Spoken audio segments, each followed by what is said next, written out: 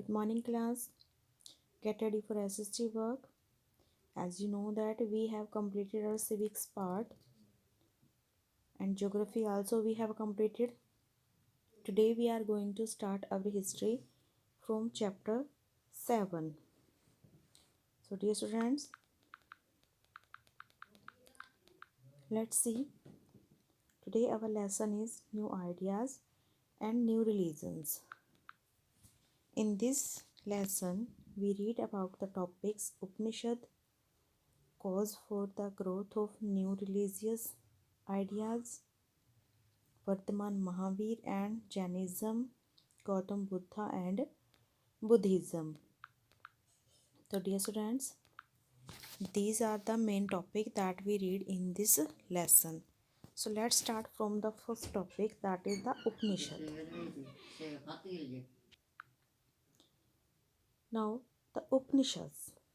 The Upanishads are a set of ancient books written in the Sanskrit language. तो dear students, उपनिषद क्या है? उपनिषद जो हैं वो पुरानी किताबों, जो संस्कृत लैंग्वेज में लिखी हुई पुरानी किताबें हैं, उन्हें उपनिषद कहा गया है.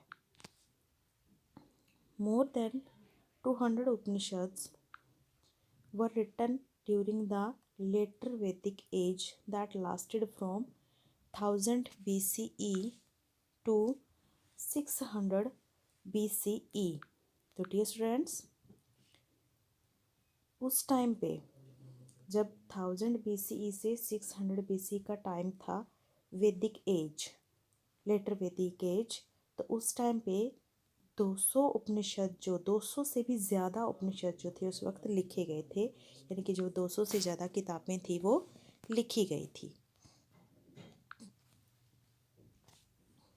Upanishads had been written in the form of dialogues or debates between a teacher or a sage and a student or a disciple. तो डियर स्टूडेंट्स, अब उपनिषद में लिखा क्या गया था? उपनिषद में वो सारे डायलॉग और डिबेट, यानी कि वो सारी बातचीत लिखी गई थी जो किस किस के बीच में होती थी? एक टीचर और स्टूडेंट के बीच में, या एक सेग यानी कि संत और उसके चेले के बीच में. ठीक है, यानी कि गुरु और चेले या टीचर और स्टूडेंट के बीच में जो बातें, जो डायलॉग्स होते थे, डिबेट्स होते थे, वो सारे के सारे उपनिषद में लिखे गए थे. In fact the name Upanishad literally means sitting close to और सिटिंग डाउन नियर. एक्चुअल में उपनिषद का मतलब ही यही होता है कि आप किसी के पास बैठ रहे हैं या आप किसी से नीचे वाले स्थान पर बैठ रहे हैं, एक शिष्य के रूप में. This refer to the time when a teacher and students used to sit down together to learn the secret teachings which were only known to a select few. तो डियर स्टूडेंट्स, उस टाइम पे जब उपनिषद लिखे गए थे, वो कैसा time था? तब टीचर और स्टूडेंट्स हमेशा इकट्ठे बैठा करते थे और सीक्रेट टीचिंग, यानी कि सीक्रेट टीचिंग करवाई जाती थी. सीक्रेट मतलब जिसको हम बोलते हैं ना, छुप के या फिर बिल्कुल दूसरों से छुपा के. ऐसा क्यों होता था? क्योंकि उस टाइम जो टीचिंग थी वो सिर्फ सेलेक्ट फ्यू, कुछ एक लोगों के लिए ही थी. ठीक है, और कोई उस शिक्षा को ग्रहण नहीं कर सकता था, या सभी को शिक्षा लेने का अधिकार नहीं हुआ करता था. सिलेक्टेड पीपल्स को एजुकेशन देने के लिए उपनिषद, जो इस तरह की टीचिंग थी, सीक्रेट टीचिंग, वो की जाती थी. Now let's see the more about Upanishads. These Upanishads are thus regarded as Shrutis or texts which were told to the author by God. तो डियर स्टूडेंट्स, ये जो उपनिषद थे इसीलिए इन्हें श्रुतिज कहा जाता था. श्रुतिज या फिर वो सारी बातें जो कि एक भगवान को डायरेक्ट रूप से कही जाती थी। किसके द्वारा? ऑथर द्वारा, यानी कि जो उनको लिखने वाला था वो डायरेक्ट रूप से सारी बातें किससे कर रहा था? गॉड से कर रहा था। Some of the important Upanishads are Aitareya Upanishad, Taittiriya Upanishad, Chandogya Upanishad and Kathopanishad. तो ये सारे जो थे उस वक्त के इम्पोर्टेंट कुछ उपनिषद थे। More about the past, Hindu beliefs based on the Upanishad are called वेदांतास।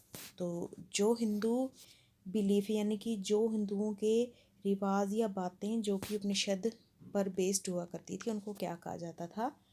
उपनिषद कहा जाता था। Teaching of the Upanishad, teaching कैसे होती थी उपनिषद की? There are two main concepts in the Upanishad. दो कंसेप्ट हुआ करते थे उपनिषद में। These are the Brahman and the atma, जिनमें से एक कंसेप्ट तो ब्राह्मण होता था, दूसरा आत्मा होता था। Which means the universal soul. आत्मा का मतलब यूनिवर्सल सोल, यानी कि पूरे ब्रह्मांड की आत्मा, ठीक है, यानी कि पूरे संसार की आत्मा। तो उसे कहा जाता था the universal soul and the individual self respectively. और एक तो संसारिक आत्मा, ठीक है, जिसे हम भगवान के रूप में भी पूजते हैं, सिंपल सी बात है, जिसको आप गॉड भी कह सकते हैं। तो और इंडिविजुअली सेल्फ रिस्पेक्टिवली, और एक एक इंसान की आत्मा जो मतलब उस भगवान से डायरेक्ट बात कर रही हो। तो उपनिषद में क्या दो बातें थी? एक तो ब्राह्मण मतलब एक इंसान, ठीक है, दूसरा आत्मा, आत्मा रूपी कौन है? भगवान है, ठीक है, कि मतलब जब इंसान भगवान से मुलाकात करके कुछ कहता हो तो उस कंसेप्ट को उपनिषद कहा जाता था, यानी कि उपनिषद के अंदर वो मेन सब्जेक्ट रखे जाते थे। According to this teaching the atma of a person gets reborn after the death of the person. तो इन टीचिंग के अकॉर्डिंग या उपनिषद के अकॉर्डिंग जो इंसान की आत्मा होती है वो कभी नहीं मरती, वो हमेशा मरने के बाद दूसरा जन्म लेती है, रीबॉर्न होती है। This is in conformity with the cycle of birth and death. तो कम से कम इससे ये तो कन्फर्म हो गया था कि हमारा जो लाइफ है वो क्या है? एक जन्म लेना और मरने का एक साइकिल है कि हम बार बार जन्म लेते हैं, मरते हैं, जन्म लेते हैं और मरते हैं।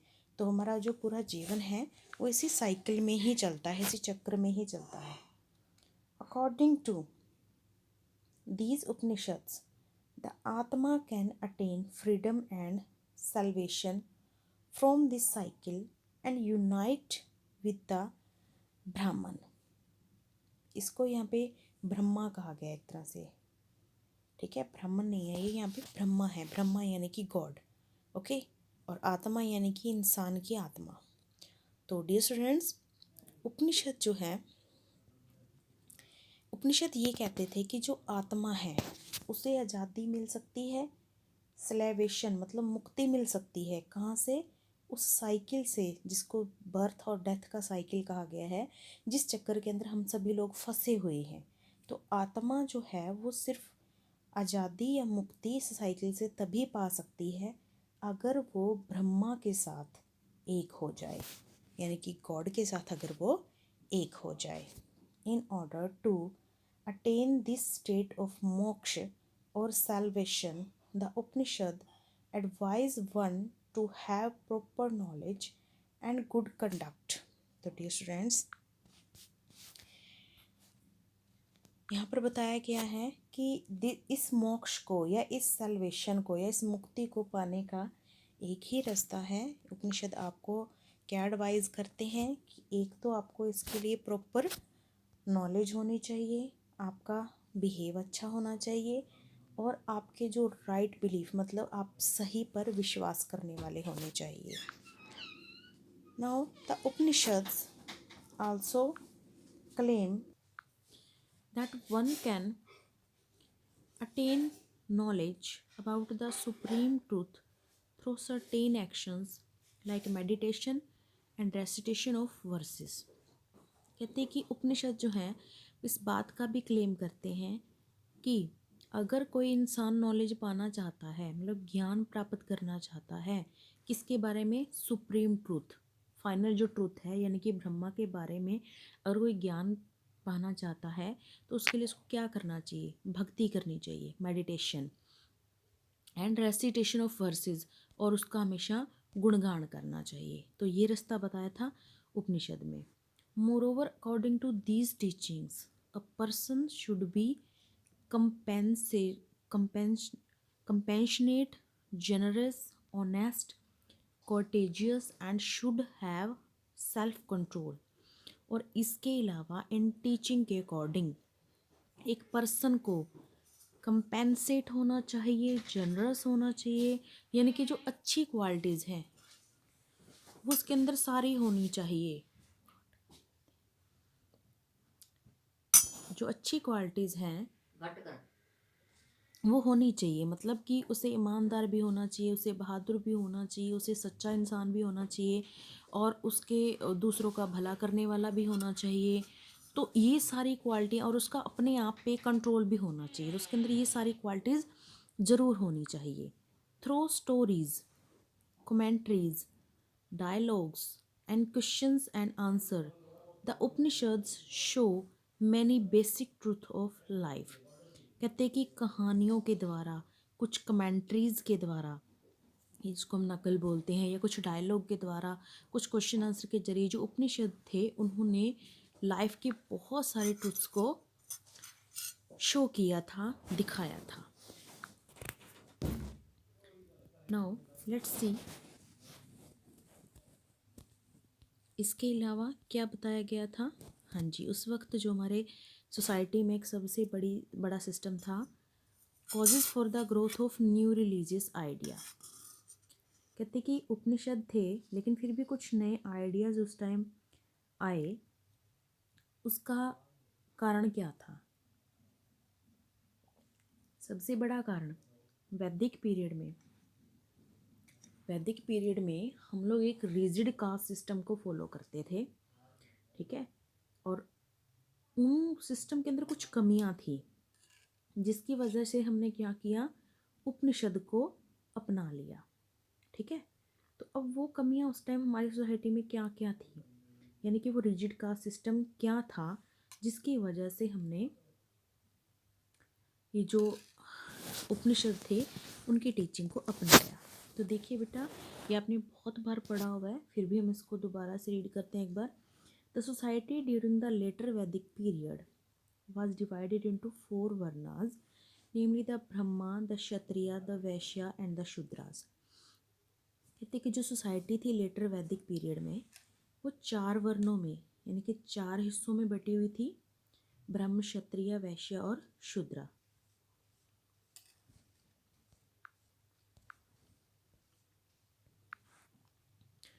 According to this system, people belonging to each caste had been assigned well-defined function। और ये जो 4 कास्ट थी, इस सिस्टम के अकॉर्डिंग हर एक कास्ट को, लोगों को अपनी अपनी कास्ट के अकॉर्डिंग काम करना होता था। In this system it was the Brahmins who had a status superior to all the other caste. कहते कि इस सिस्टम के अकॉर्डिंग जो ब्राह्मण थे वो सबसे हाईएस्ट माने जाते थे, सुपीरियर स्टेटस था उनका। This was because of the fact that the knowledge of the Veds was entitled only of them। ऐसा इसलिए माना जाता था क्योंकि वेदों का जो ज्ञान था वो सिर्फ और सिर्फ ब्राह्मण्स को था, and they were the only caste who could perform ritual and sacrifice. और सिर्फ वही एक जाति थी जो यज्ञ कर सकती थी या हवन कर सकती थी, और किसी को इसकी आज्ञा नहीं दी जाती थी। Let's see it in the pic, इससे आपको और अच्छे से क्लियर होगा। सबसे पहले नंबर पे कौन थे, ब्राह्मण थे। सेकंड नंबर पे कौन थे, क्षत्रिय थे। और उसके बाद नेक्स्ट थर्ड पे कौन थे? थर्ड पे वैश्यास थे यानी कि व्यापारी वर्ग, और फोर्थ पे कौन थे? सबसे गरीब वर्ग जिनको शूद्र कहा जाता था यानी कि मजदूर वर्ग। तो ये पिक्चर के जरिए आपको अच्छे से क्लियर हो गया होगा। नेक्स्ट सी द क्षत्रिय और the warrior caste also enjoyed the status of a high caste. कहते कि ब्राह्मण तो वैसे बड़े मौज में रहते थे, इसके अलावा जो क्षत्रिय कास्ट थी वो भी काफ़ी अच्छे स्टेटस को एंजॉय करते थे, क्योंकि जो राजा हुआ करते थे वो इसी कास्ट के ही होते थे ना, Kshatriya. These were the rulers who had become powerful because of the expansion of the Mahajanapadas and the rise of kingdoms। कहते कि क्योंकि जो क्षत्रिय थे वो कौन थे? वो रूलर्स थे, मतलब राजा थे, जो इसीलिए पावरफुल थे क्योंकि वो अपने एरिया को एक्सपेंड कर लिया करते थे, मतलब बढ़ा दिया करते थे, जिसको महाजनपद कहा जाता था, या फिर अपने किंगडम का राइज किया करते थे। क्यों? तो बहुत सारी जगह का मालिक हुआ करते थे राजा लोग, इसीलिए वो भी क्या थे? अच्छी पोजीशन में थे। नाउ द वैश्या और the traders were quite rich because of the expansion of trade, but they still could not enjoy respectable status in the society even if they had wealth. Third number पे कौन आते थे? वैश्या यानी कि traders, व्यापारी आते थे।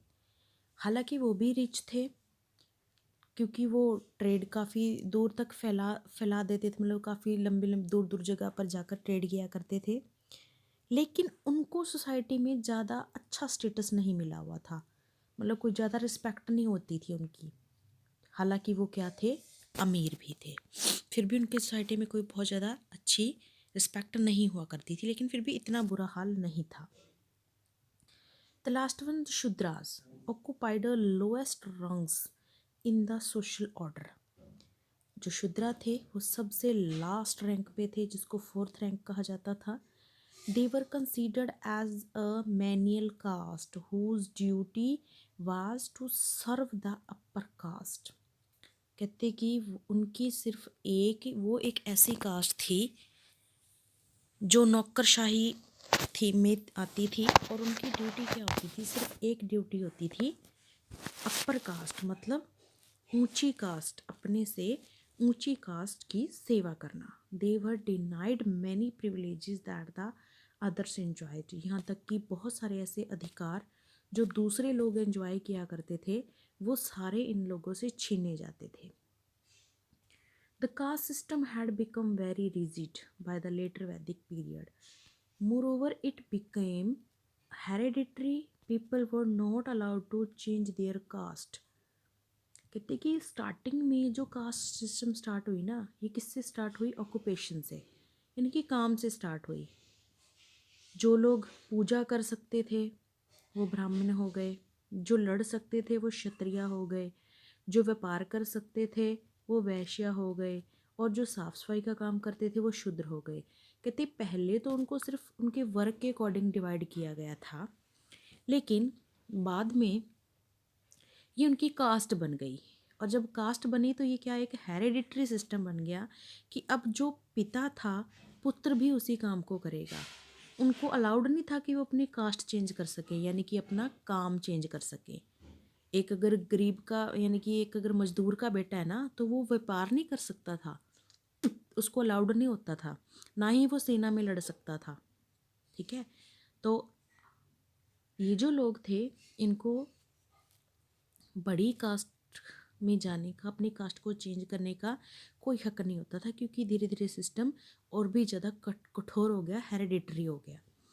Earlier a person's caste was however determined by his profession. पहले तो प्रोफेशन से इंसान की कास्ट बनी, लेकिन अब कास्ट से ही आदमी का प्रोफेशन जाना जाता था, ये सिस्टम हो गया था। Now owing to these differences in the treatment of the different castes, conflicts arose। कहते कि इसीलिए डिफरेंट कास्ट को अलग अलग तरीके से सोसाइटी में ट्रीट किया जाता था, तो इससे बहुत सारे कन्फ्लिक्ट अराउज हो गए, यानी कि बहुत सारे झगड़े पैदा हो गए इससे। क्षत्रिय रिसेंटेड द सुप्रमेसी, जो क्षत्रिय थे वो सुप्रमेसी में रहते थे, यानी कि वो राजा थे, ठीक है, वो ब्राह्मण से ज़्यादा अच्छी स्थिति में थे।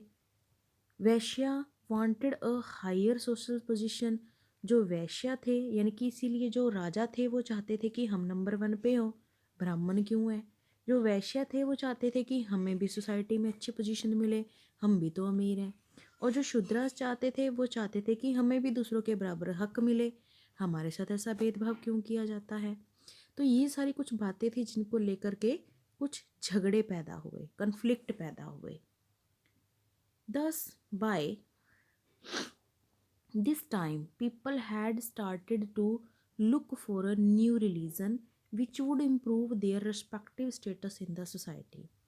इसीलिए इस टाइम पर लोगों ने एक नए धर्म को खोजना शुरू कर दिया।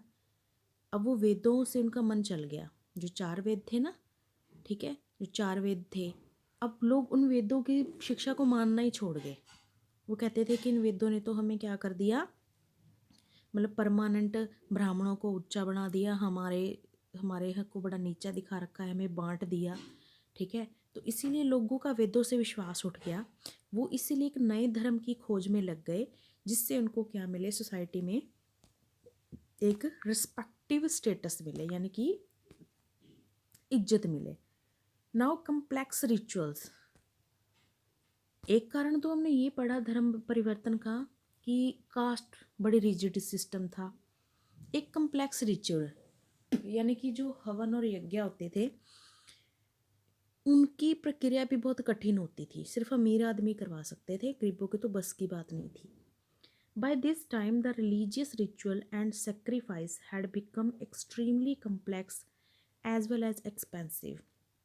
कहते इस टाइम पे धर्म के नाम पे किए जाने वाले सारे जो पूजा पाठ, हवन यज्ञ थे, बलिदान थे, यज्ञ वगैरह, वो सारे के सारे एक तो बहुत ही मुश्किल थे, दूसरा बहुत ही खर्चीले भी थे। These religious practices were no longer affordable for the common masses। और हाँ, ये जो प्रैक्टिसेस थी यानी कि यह हवन यज्ञ थे, ये आम लोगों को तो अलाउड ही नहीं था कि वो करवा ही नहीं सकते, उनके लिए तो बिल्कुल ही क्रॉस था। The Brahmins also expected dakshina which amounted to huge sums of money, क्योंकि जो ब्राह्मण थे वो इस यज्ञ के बदले में एक बहुत बड़ी अमाउंट के रूप में पैसे, धन या सोने की मुद्राओं के रूप में क्या लेते थे, अपनी दक्षिणा लिया करते थे। Now the Vedic the Vedic sacrifices also demanded the killing of animals as part of many of the rituals। यहाँ तक कि जो वेद में किए जाने वाले यज्ञ थे, हवन थे, उसके अंदर बहुत ज़्यादा जानवरों की बलि चढ़ाई जाती थी, एक साथ बहुत सारे जानवरों को मार दिया जाता था। तो एक यज्ञ के लिए हजारों जानवरों की कुर्बानी देनी पड़ती थी। But gradually people wanted this system to change as cows and bulls were valuable to them. लेकिन जो लोग थे उन्होंने इस सिस्टम को ऐसे मतलब वो चाहते थे कि सिस्टम में कुछ ऐसा चेंज हो कि जो गायें हैं और बैल है वो इनके लिए क्या बन जाए, वैल्यूएबल बन जाए, और हमें कोई उनके लिए मतलब कोई गांव की बलि ना देनी पड़े। These animal provided the necessary labor needed for agriculture activities। क्योंकि ये जो पशु थे, चाहे काऊ है या बुल है, वो ऐसे एनिमल थे जो नेसेसरी चीज़ें भी देते थे और जो एग्रीकल्चर एक्टिविटी थी उनको करवाने में एक लेबर की तरह, मजदूर की तरह अच्छी सहायता भी किया करते थे। इनके बिना खेती जो थी वो पॉसिबल नहीं थी, तो लोग चाहते थे यज्ञ में जो इनको मारा जाता है ना, वो कुछ ऐसा हो जाए कि इनकी रिस्पेक्ट बढ़ जाए। Growth of towns and cities, agriculture expanded, ये थर्ड रीज़न है। सबसे पहला हमने पढ़ा रिजिड कास्ट, देन हमने पढ़ा कॉम्प्लेक्स रिचुअल, ठीक है। अब हम पढ़ रहे हैं कि growth of towns and cities, agriculture expanded with the increase use of iron tools and implements, surplus in agricultural production in turn led to the development of towns and cities। कहते कि जो एग्रीकल्चर थी वो iron tools और implements की वजह से बढ़ गई।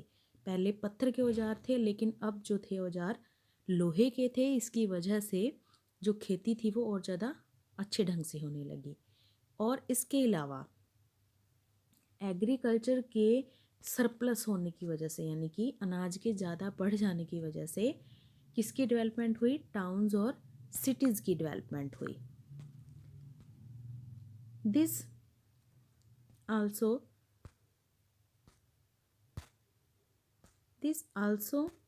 led to the emergence of new social groups like merchants and traders who were rich but had low social status।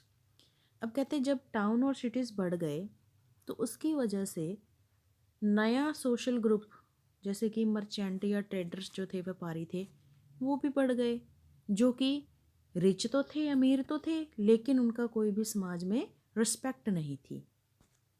They no longer wanted to be treated as inferior people, और वो नहीं चाहते थे कि वो इतने अमीर होने के बावजूद भी उनको इस तरीके से ट्रीट किया जाए। More over the growth in the popularity of coins was not liked by some older people of that time। तो इसीलिए जो उस टाइम पे टाउन्स या सिटीज़ बढ़ गए और मर्चेंट भी ज़्यादा बढ़ गए, तो फिर जो उनको व्यापार के बदले में जो कॉइन्स मिलते थे वो ज़्यादातर लोगों द्वारा लाइक नहीं किए जाते थे, क्योंकि या तो राजा या ब्राह्मण वो अपनी उस पर फ़ोटो लगवाया करते थे, लेकिन इनकी कोई वैल्यू ही नहीं थी। These people thus wanted a new religion which would encourage a simple lifestyle। तो वो चाहते थे कि एक सिंपल लाइफस्टाइल हो और ऐसी लाइफस्टाइल जैसा कोई नया धर्म आए, इसलिए वो वेदों से तंग आ चुके थे। अब देखिए चौथा कारण क्या था जिसकी वजह से लोग जो थे वेदों से परेशान हो गए थे। चौथा कारण था language. All the religious texts, hymns and mantras of the Vedic period had been composed in Sanskrit। सबसे बड़ी कमी क्या थी कि जितने भी धार्मिक किताबें थी, धार्मिक बातें थी, भजन थे, मंत्र थे वैदिक पीरियड वेदों के, वो सारे किस में लिखे हुए थे? संस्कृत में लिखे हुए थे। However,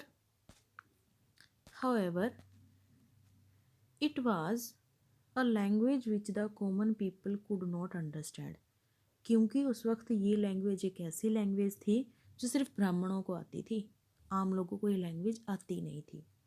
Thus they wanted a new religion which would use a simple language। इसीलिए वो चाहते थे एक ऐसा धर्म आए जिसकी उनको भाषा भी समझ आ सके, जिसको वो अच्छे से समझ सके। तो इसीलिए लोगों की इच्छा थी कि कोई नया धर्म आना चाहिए। These circumstances thus facilitated the growth of new ideas and new religion।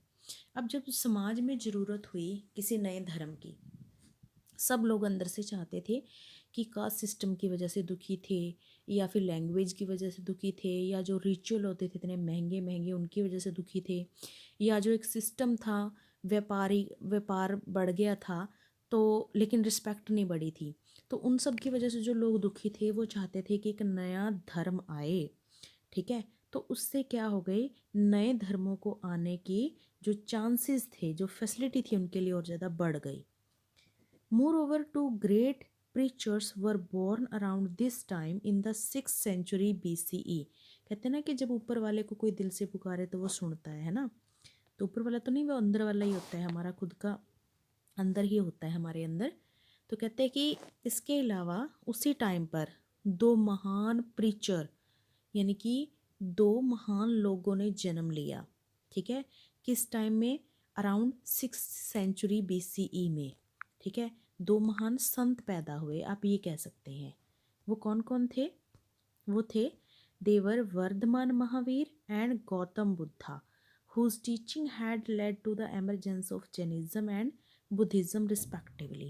तो दो इन लोगों ने जन्म लिया था उस वक्त। एक तो थे उनमें से महावीर, वर्धमान महावीर, दूसरे थे गौतम बुद्धा, जिन्होंने समाज में नया तरह का धर्म अपनाया जो कि जैन और बौद्ध धर्म के नाम से फेमस हुआ। तो इस तरीके से यहाँ हमने देखा कि लोग जो थे वो किस कारण से नया धर्म चाहते थे। जो लेफ्ट पार्ट है we will read it by in the next class. Next class में हम जैन धर्म के बारे में पढ़ेंगे।